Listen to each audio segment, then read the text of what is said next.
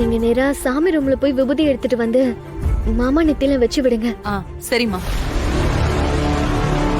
என்னங்க அது கொடுங்க. வானதி உங்களுக்கு உடனே விபூதி வச்சு விட சொல்றா. நீங்க வாங்க. ஐயா பாயசத்தை குடிச்சிட்டு போங்க ஐயா. இரு கனகா, விபூதி வச்சு விட்டுட்டு அதுக்கப்புறமா குடிக்கட்டும். நீங்க வாங்க.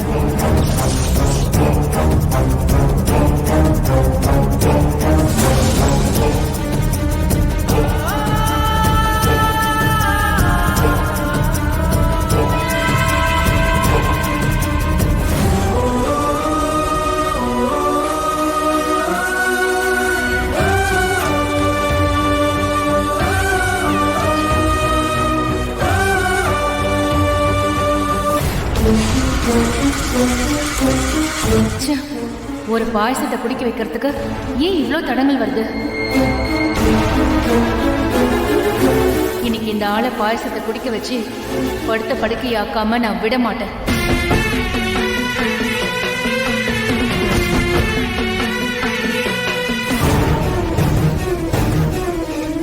இவங்க வேற சுத்திலாம் போட்டுட்டு இருக்காங்க.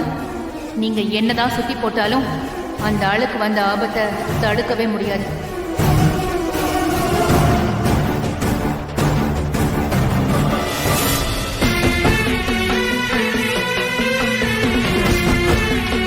என்னங்க சாமி கும்பிடுங்க.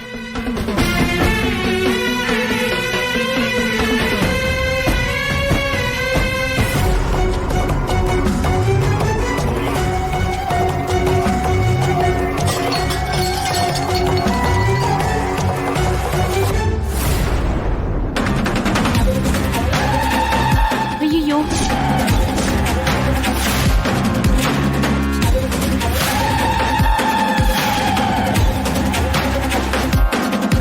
என்னங்க இது பாயசம் கொட்டி கிடக்குது? பூனை ஏதோ தட்டி விட்டு நினைக்கிறேம்மா.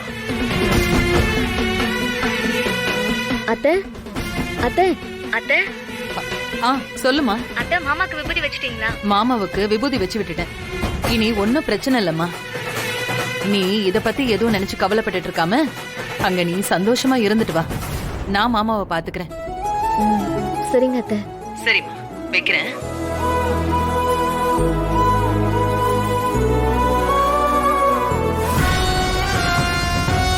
கனகா, கஷ்டப்பட்டு எங்களுக்காக நீ ஆசையா கொண்டு வந்த பூனை தட்டி விட்டுருச்சேம்மா.